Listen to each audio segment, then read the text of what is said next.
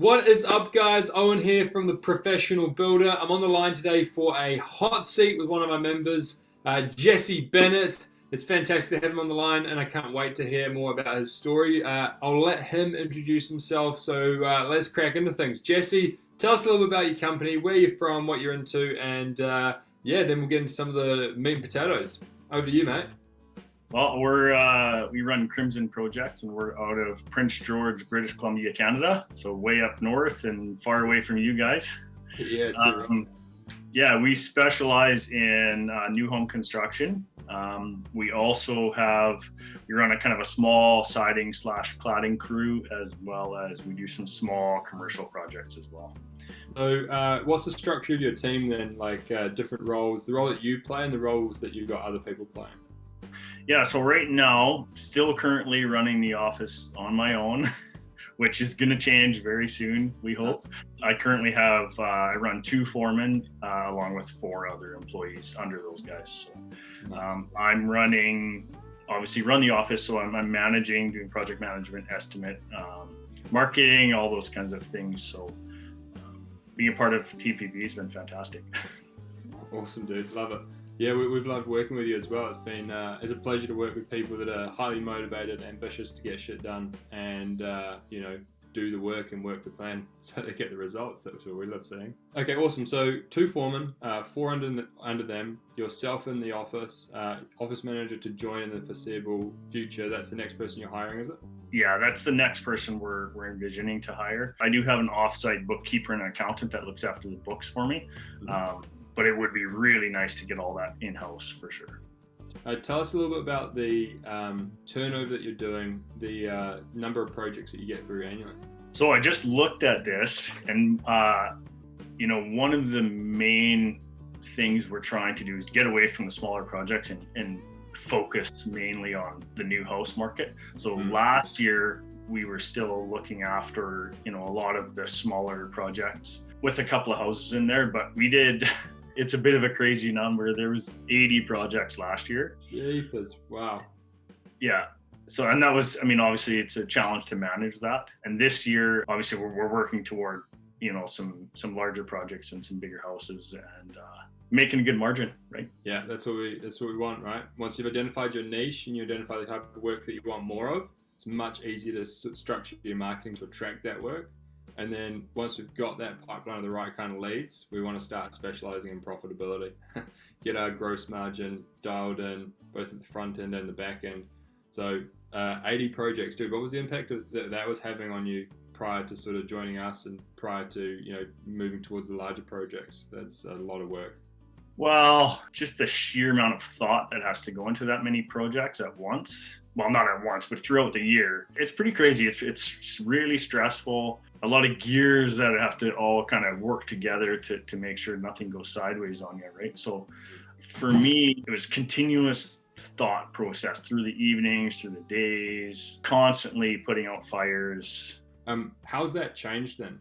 What changes have you primarily done to, get to a different situation? Well, I think for me, it was just starting at the beginning, right? Like let's figure out how to make everything simpler. So now, I have a fully structured weekly diary calendar that every day is structured by. So, I know exactly what I'm supposed to do throughout the day. At the end of the day, I make sure I plan that next day. So right there, it takes a vast amount of thought process out of the after work time. So the evenings is clear because I already know what I'm doing. We're doing a lot of stuff with the team too. I don't know if you want to get into that, but yeah, man. Like I think what you said there just before about the default diary is so critical because people often hunt for the secret. Like, no, don't tell me to do a default diary. Like, there's a secret to this, right? But planning tomorrow today and getting rid of thinking in advance, thinking is damn hard. That's why not many people do it. What was the mindset shift or what was the learning or lesson that you took from doing that? Just to do it in advance, plan tomorrow today, or was there something deeper there about high value and low value tasks? Yeah, so a lot of that has to do with the stop doing list, right? So the things that I was doing before, which is too much running around, too much micromanaging, not giving the guys the tools they need to just do what they need to do, and just kind of and working to babysit everybody. I've totally separated myself from that type of management system. So now my foremen now have full job descriptions. They know exactly what their job is. They know exactly what they're expected to look after. As far as managing the guys, looking after the jobs, the sub trades, communicating with owners, communicating with myself. Mm-hmm. I mean, the whole package, right? So they fully understand that that's exactly what's expected of them. So now they feel empowered to just do it instead of having to ask, right? Which is a big part of it, as well as the communication with the guys. So we run Buildertrend now. So the guys have, their daily logs and their daily stand-ups that they actually record through the program. So that all comes back to me every day. Whether I talk to them or not, I know what's happening. We do weekly meetings with the foreman as well. And I find those meetings, it's more of just like a decompression for them as well. You're scoring them based on their performance, but it's not that kind of meeting, right? It's more like, hey, what's going on? What are the issues? How can we help? And then you get feedback that way. So you're using the scorecard structure by the sound of it after having set a really clear JD, a job description? Yeah, that's awesome, man. Yeah, and what you just said there is super key. Like it empowers the foreman. Who'd have thought that when somebody comes to work knowing exactly what they need to do each week? Huge amount off of my plate as far as how much I have to think about it, whether I do it or not, right? So. And then that rhythm and routine of being in the scorecard meeting. So that's not your meeting to micromanage, that's their meeting. And you're there to coach them, to guide them, to ask good questions, to course correct them, and for them to report to you on their performance against their job description or against their scorecard that everybody ends up having. So, dude, I'm stoked for you. That's awesome. So by the sound of things, previously, how many hours would you have been working in a typical week? It's hard to say because I decided to not track it because it was just, if you thought about it too much, you'd lose your mind, right? So it was a lot of time. A lot of time. Yeah. Well into evenings, estimating, and then working all day, waking up early, right? So. And then you've spoken about some of the systems you've implemented, about elevating the foreman, about giving more responsibility over to the team, some of the systems on site, like with Buildertrend and softwares and other things like that. How many hours would you be working at the moment? Like, what's the reduction been? Well, let's say before you're working 60 plus probably.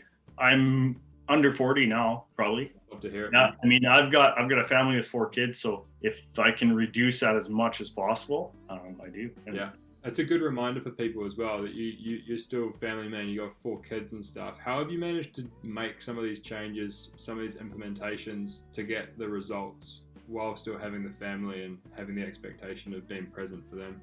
Or has that been the driving motivation? Yeah, I mean, I definitely do go back to the daily diary.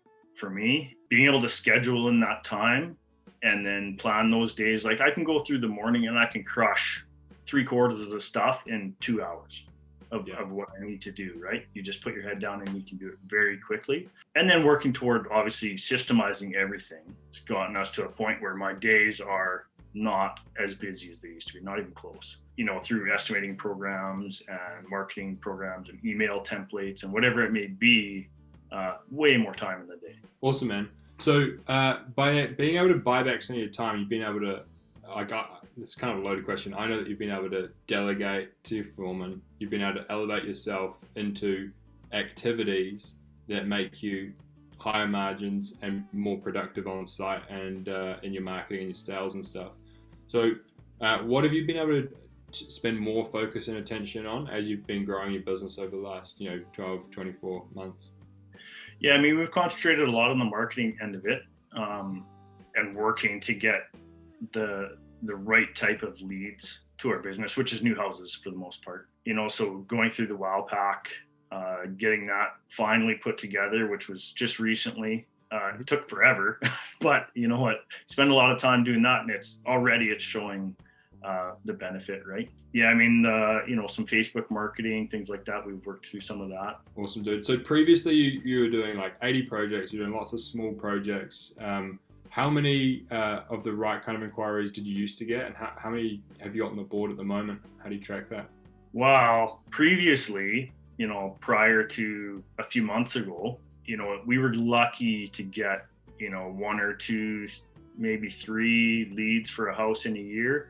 Sure. And the systems weren't in place to even really be able to pull those in and get those projects. The ones we would get would be like a really solid referral, that somebody knew the work we did and the quality was important, right?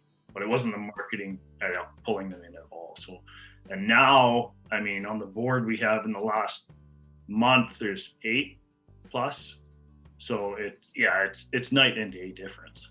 That's right? fantastic. And those are 8 hitting your criteria qualified new build leads, is it? Yeah, they've gone through the questionnaire. I've sent off, since I've started the Wildpack a few weeks ago, there's been another, I think 3 or 4 have gone out. Fantastic. Where have most of these leads come from? So what changes have you done to your marketing? You've spoken about the Wildpack, right? So that's made up of some of those key marketing pillars, answer those big 4 questions, those 5 main concerns. But what else have you done marketing wise to attract these leads? And most importantly for your situation really is attract higher contract value, larger quality size leads. What have you done?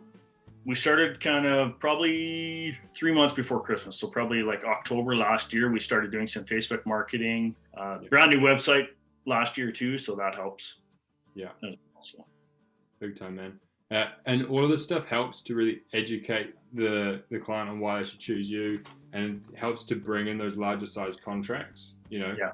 Like when you get the deal flow of having 8 on the board of your ideal size contract, you're in a much stronger position to be able to say no to people, to be able to increase your margins, to have the confidence to invest back into your team or into your people in your process. So like when it comes to some like financial changes and some real bottom line stuff, like what have the impacts on your margins been of some of these systems? Where have your margins gone from and to? Like what's it look like for yourself? Yeah, so as far as the margins go, I was going back and checking over our financials and stuff, and our margins have bumped up slightly. So we're right now we're hovering around that 20%, which is where we want to be. I think it's 19.8 or something. So there's a little bit of work to do there still. But where the biggest difference for us has been is because I'm not looking after a million little projects. We have bigger projects, more money, that same amount of margin, but it's way less time to manage, way less time to look after individual projects, little issues that the guys have. Yeah, it's the right projects. And as well, we've been doing a ton of marketing, putting a ton of money into marketing and all that, which I never used to do. So spending way more money, but also at the same time making the same percent margins, right? So yeah. So where's the turnover gone from, and where's the turnover ended up at then? When I started for you guys, I think I was doing 800K a year. So in the first 2 quarters of this year, I was 900.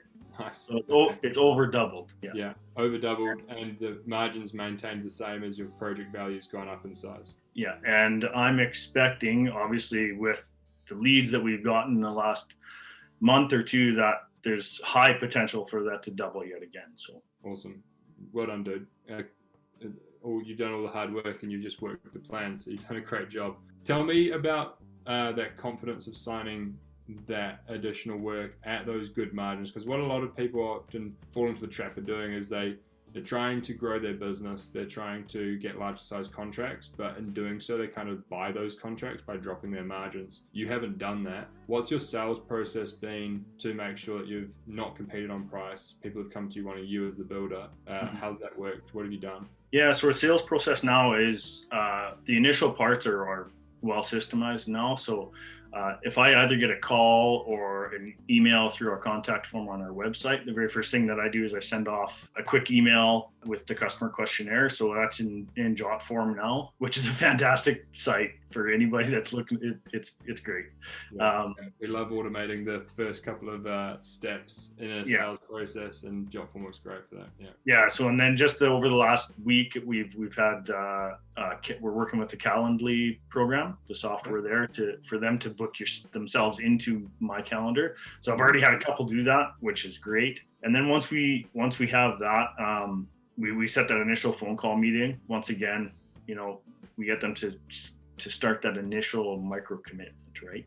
We have the initial phone call, and then we have them book into our calendar for the next vision meeting. And then we go from there into our budget price meeting. All of these things they're booking themselves into. And then once we get to that kind of design process, most of our clients in this area don't have plans yet, or they have something they want. So then we would go into kind of a design and price contract. So the last one that I priced was $5,000 just to draw it and price it. Nice, dude. I love it. I love it when the members start telling me about, micro commitments, clear next steps, and how they've automated their sales process. It's like, yeah, it works. It does. Yeah, well done, dude. Well done. Really great work. So tell me, in layman's terms, you're charging for your quotes, although we hate that phrase, but you're charging for your professional services. How much have you been charging for the last couple, and what's the conversion rate on those been? So we've gone through one of those processes. So the one I have charged has been $5,000, and that I don't expect there's any issues with going forward with that fee of $5,000 to draw the plan and then price it. So realistically, the plans will be about $3,000 where we are, and then so I would basically be charging $2,000 for that quote. Yeah. So fantastic. But I'm not. The funny thing is that's the way it's going to be. That's the system, and that's what we're going to do. So if they don't want to spend it, if they don't want to put the time in, then that's fine. Because your most important number in your business is your gross margin, and we can improve the gross margin at the front end of projects and at the back end of projects. Back end of projects, we need to control labor, materials, subs, change orders and variations, and then typically material dates, payment rates with suppliers and merchants. There's a truckload of others, but those are the big 5 levers. At the front end of a project, we can improve your margin through pricing, positioning, sales, and marketing. So marketing, you've got 8 leads. You can pick and choose some of those 8. You probably don't want all 8 of them, right? That's so right. You can set a margin at, call it 19.8% like it is at the moment, or you can set a margin at 23 and you can go take it or leave it. Your sales process is dialed in. You're having people book into your calendar, which is fantastic. You're positioning a couple of different design packages, and you're charging for your professional services. People don't want to pay for what they need to build a home, and see you later. So you're able to have a higher margin there as well, because if somebody's going to open their wallet and commit $5,000 to you like they have, then they're more willing to be less price sensitive and want you as the guy. So we're able to compete on margin less. Positioning, you're going to be positioned as a full scope, full service, which is fantastic. And then lastly, you might need to dial in a little bit of pricing and make sure that that's good. But if you're charging and you're covering your time to do all this stuff, then you're more incentivized to actually make sure that the price is right and apply a little bit more margin because everything's included and it's all looking good. Well done, man. I'm very excited to see how this works for you. Oh, it's going to work good. I know it is. Awesome, dude. So tell me, how has your business, some of the business successes, like getting some of the time back and things, affected you personally and your lifestyle with the family and stuff? Just having your mind free kind of in the evenings and even in the morning, right? I mean, now, I can wake up, I can hang out with the kids for a little bit. After work is at a relatively decent time. So you have time, you can cook dinner if you need to. With the systems in place, and I'm telling a few people this, is that you don't have to always think about things when it's being looked after with the systems, right? So my mind is, in the evening, for the most part, it's clear I can concentrate on just life in general instead of worrying about work 24/7. That's a huge stress reliever, right? Just being able to leave it and forget about it, and then come back in the day and it's already ready to go. You know what you're doing. It's a great feeling. It really is. Awesome, man. Like at the end of the day, systems run the business and people run the systems. So you've implemented systems. Like if we were to take your foreman, for example, you've implemented systems and the foreman run those systems and they report back to you on how those systems are performing. Your job is to coach and inspect your expectations, not to micromanage and to hold it up here and to freak out. What do you think, or how do you think you've changed as a leader of the business over this last little bit? Well, just again, I talk about stress a lot because that was life beforehand, right? Now when I come to work, I can go and I can have a meeting with the guys, and I'm happy. I know where the money is. I'm not worried about losing, or I'm not worried about the guys going too slow. They know exactly what is expected of them. So it's a lot of the time I can show up, I can be relaxed, I can bring some coffees, we can joke a little bit. So morale goes up right there on site. I'm hearing you, I'm understanding, and I think other people will be able to relate as well. It's so easy when you've been doing stuff, either, you came to us early in your journey, but some people have been doing it a certain way for a long time, and it's so hard to see the problem when you're in the day-to-day every single day. When you haven't taken a holiday for a long time, and when it's just a fucking grind all the time. The ability to decompress and buy back even just 8 hours a week or 1 day a week, just to have that clarity and be able to step back from a problem, it really can just let the pressure off and be a game changer. Just weight off your shoulders sometimes. So I understand what you're saying. Totally get it. Tell me a little bit about like some of the big lessons that you've learned so far, whether that be around leadership, team, numbers, sales, marketing. What have been the biggest takeaways or the biggest lessons? Because sometimes the biggest wins aren't actually wins. They're realizations and lessons that you then apply for the next however long you intend to be in business for, 20 years or so. So what have been some of the biggest lessons that you've learned? Well, for me, it's kind of been a bit of a motto for a little while, is that you don't know what you don't know, right? You know what I mean? So I think the biggest lesson is to always try and move forward somehow, right? Like life is not supposed to be crazy and busy, and you're supposed to have some freedom there. So coming to TPB, obviously we've worked through a lot of these issues with the systems and the work that we've done, been able to start to learn some of the processes that really can affect the way that you do business, and also give you a lot of time back in just life, right? Like, for me, the biggest lesson is just to learn those things. Like if something's not working, there's a reason why, right? Ask somebody who could potentially know, right? Okay, yeah. So implementing all these systems and doing some of the stuff, you don't know what you don't know. You're dead right there. You've been really active in the community. You participated in the Facebook group. You've come to the group sessions. You've had some one-on-ones with Peter and things like that. You've worked the plan and worked through the membership site. What parts of those are most useful, and what sort of benefits have you got from different things? Like I know that you've posted some good questions to the community and things like that. You've had some feedback.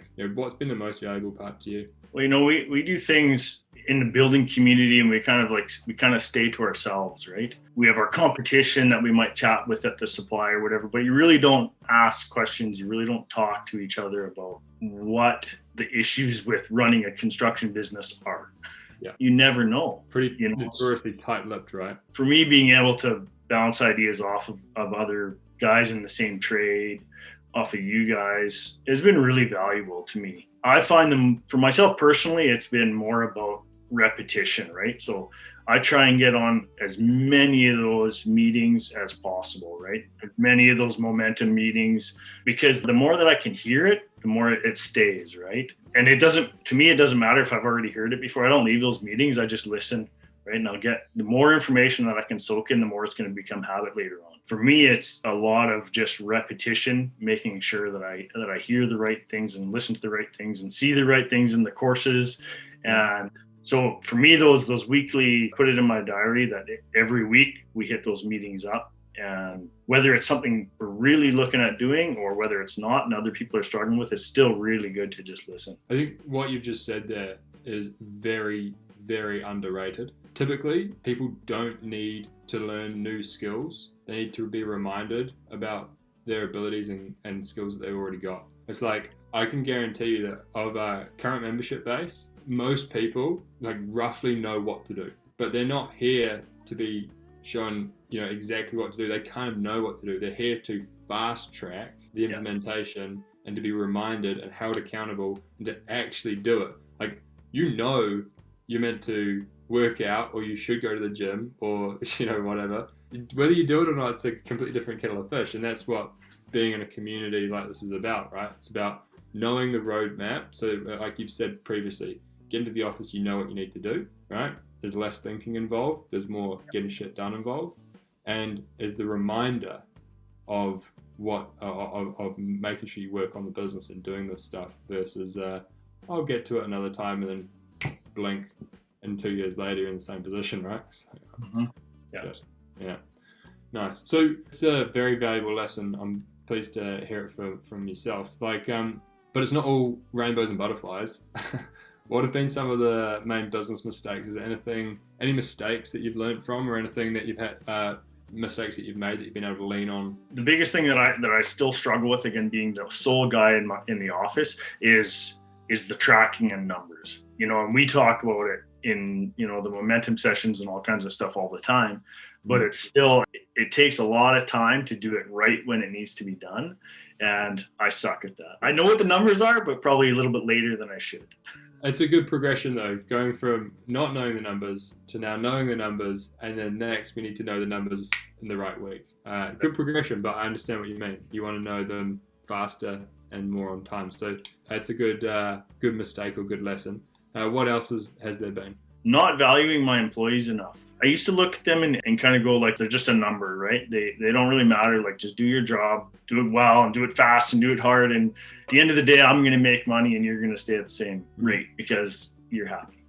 Yeah. Or maybe not, but at least you're there, right? Yeah. I really used to think that that's all that mattered. That was a big mistake, for sure. And over the past few months, working out of that mindset, which, the guys really matter. And I know that, but I just have to treat them that way, right? So what was it that sort of made you realize that? Like, that's quite a big flip. Well, I think when we started doing the daily logs and stand-up meetings, and I started to get a little bit more feedback from them, and then started to give them a little bit more. There's way more potential there than I thought that they initially had. The employees, and especially the foremen specifically, they can really help take some stuff off your shoulders. And they want to be. Well, like, once you empower them and you give them something a little bit more, like you trust them, it changes the whole mood of the relationship, right? It's progressing. It's good. Awesome, man.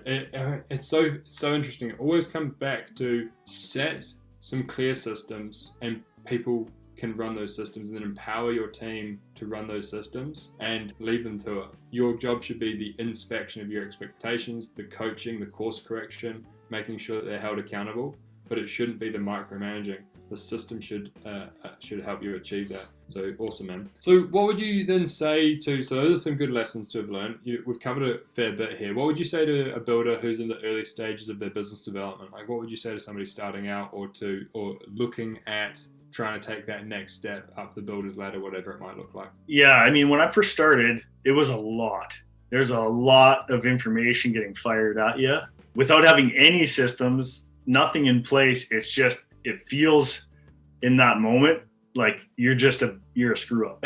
You know what I mean? You've got so much work to do to fix it. I don't think I did it as efficiently as I could. So what I would say to somebody else who's just coming to the program, just slow down, take a breath, figure out that one thing. And you guys talk about it lots, right? And just concentrate on that one quick thing, those small wins, those small little progressions you can make, and just slowly work your way. It's not a super fast process. We've been here over a year, but a year's a lot. A year without you guys would be really bad. It's you'll typically overestimate what you can achieve in a day, a week, a month, but you'll underestimate what you can achieve in a year, 2 years, 3 years, 5 years, and it works both ways. So in our industry, sometimes with longer sales cycles, it takes a bit of time to set things up, but once it gets going, we're off to the races. You know what I mean? Yeah, I use the ICE filter quite a bit, actually. Sure, nice. I'm going to walk people through what that means for those that aren't familiar. Impact, certainty it'll work, and ease of implementation. Fantastic. So let's say we were choosing charging for your professional services. Impact, we're pretty confident that it's going to make an impact to having to quote all 8 jobs, or having to, set our margin at 20%. C, what would you rank it for C and E? Charging for quotes?